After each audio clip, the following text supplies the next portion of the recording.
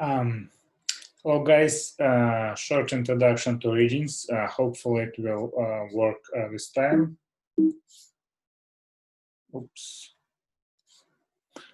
Origins of the Cold War. So, basic idea is that to see how communism and capitalism are different. The main not scholars, but I guess Marx was a scholar. Guys who created communism would be Karl Marx and Friedrich Engels. Oops.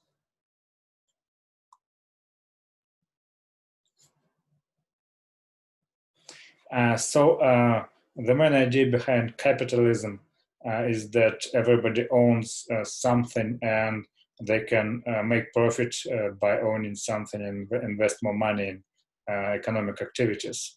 Important thing that capitalism, communism, again, they don't exist in real life. They're concepts created by people in their attempts to understand life. Communism is the idea that there's like, in essence, government owns everything and it distributes goods to its citizens. So what's good about capitalism, as most scholars see it?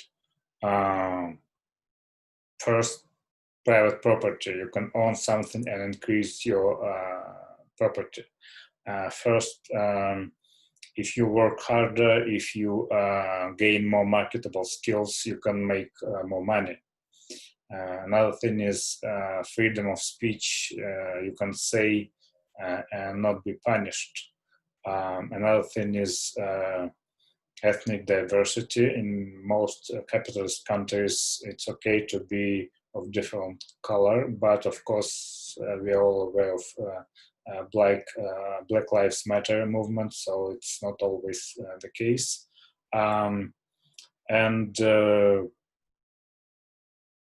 Again, individual is the basis of a capital system.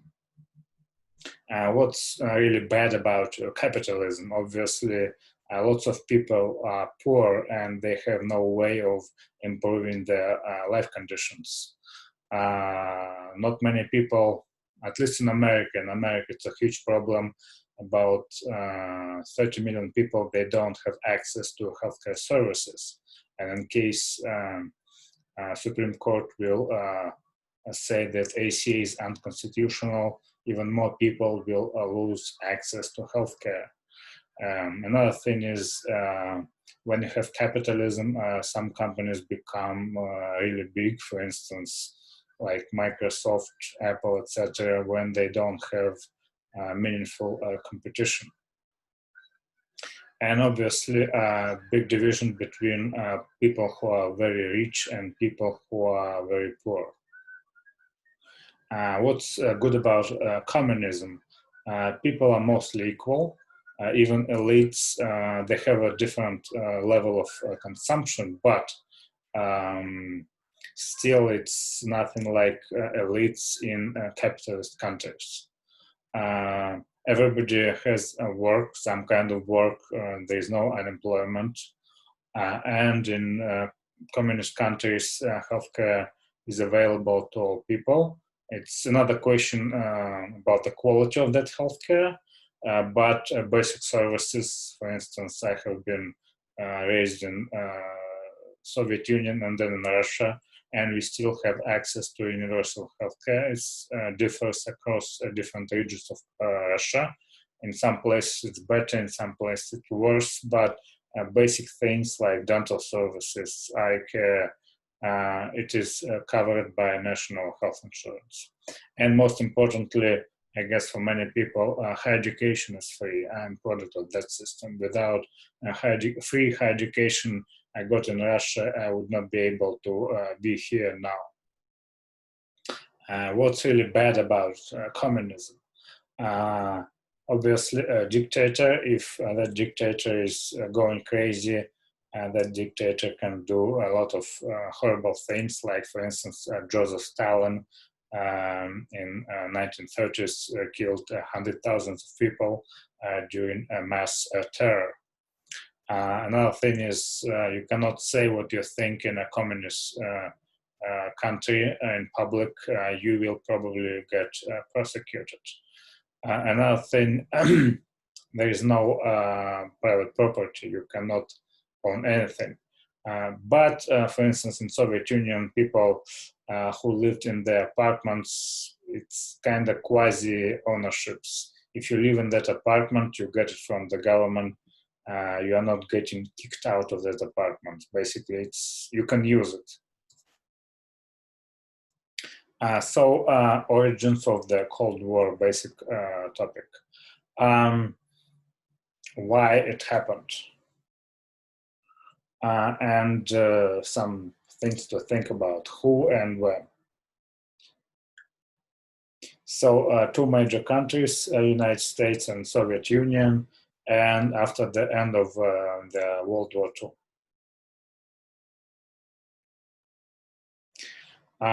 And important thing about Cold War, the whole globe was subject to it. United States and Soviet Union competed in every corner of the world. And what happened during that period? Arms race, space race, attempts to spread the values, and obviously intelligence activities. And when you think about it, like why on earth they're like studying Cold War, at least in one class. The thing is like attempts by Vladimir Putin, Russian president, to interfere in the United States election. It's basically a product of the Cold War. That guy still has this Cold War mentality.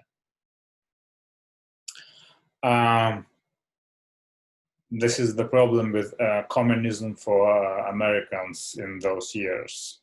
No property for Americans, it's unthinkable, obviously.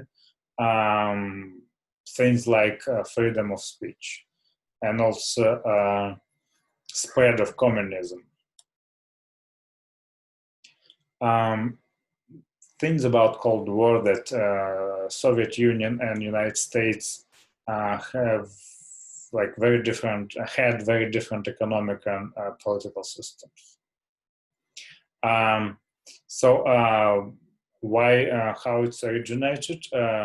After the World War II ended and Nazi Germany had been defeated, Western leaders, Churchill and then Truman, they didn't trust Joseph Stalin, and they thought he could expand communism in Europe, which he did, at least in Eastern Europe, was controlled by Soviet Union.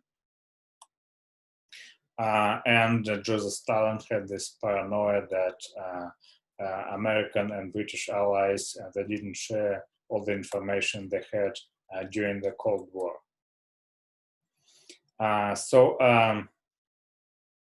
Main thing about Cold War that neither United States nor Soviet Union had good analytical approach to understand each other's intentions. Countries had own ideas about intentions of other countries. For instance, United States thought that Joseph Stalin would try to have the whole globe to become a communist world, and it was like paranoia, I guess. I don't think Vladimir Lenin, the guy who was leader of a Bolshevik revolution in 1917, that guy had those ideas, at least initially. Joseph Stalin was more pragmatic in this sense, so this was a major misconception. So development, the idea that Soviet Union, they lost 27 million people during the World War II because most war in the land had been happening between Soviet Union and Germany.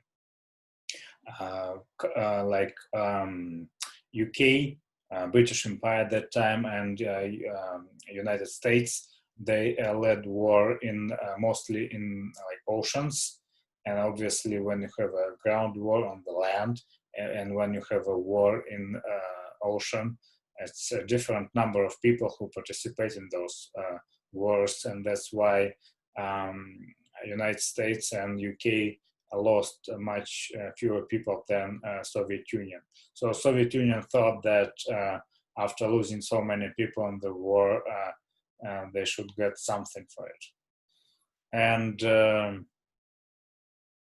problem with the United States for Soviet Union was that use of atomic bomb by Truman, who bombed Hiroshima and Nagasaki in Japan. So Soviets feared American power a lot. So what have United States done? First, what led to this war? Things like symbolic things. Churchill, Prime Minister of Britain, he gave this famous Fulton speech when he said that a Cold War has started. So it was like ideological basis to name this thing. And then Truman said we have a Truman Doctrine to contain communism. So what happened at the end of the World War II? First, Yalta Conference between Churchill, Roosevelt, and Stalin, and they decided that they would create United Nations, that Poland will have free elections, and the Soviet Union would join war against Japan. Another conference happened in Potsdam, and decisions were that Joseph Stalin was able to get permission from the West to get a quarter of German industry, and that Nazi leaders would have to face a trial. Again, Poland would have a free election, and this is the main thing. One of the main things, because later Poland became a part of the Soviet bloc. Japan would have to surrender, and Korea have to be, at that time they thought that it will be a temporary division, but 80 years later, Korea is still divided, North and South Korea. So one of the causes of the Cold War, again, Soviet Union violated some of the Yalta agreements, like Poland later became part of the Soviet bloc, and United States wanted to do their own. United States wanted to spread international trade globally, which was a problem for Joseph Stalin. And obviously, when you have two systems which are so different, they will probably have major disagreements on many issues. So what Truman Doctrine is, first, United States wanted to be able to have many countries to have free election, and there will be no interference from communist leaders in countries like in Greece and Turkey. And the idea of containment, that Soviet Union has to be contained within its sphere of influence. United States has to stop spread of communism, and they fear that if one country becomes communist, other neighboring countries will become communist as well. So one of the things the United States implemented to address spread of communism, they provided financial aid to Europe, and the reason they did that, they tried to stop the spread of communism. Oops.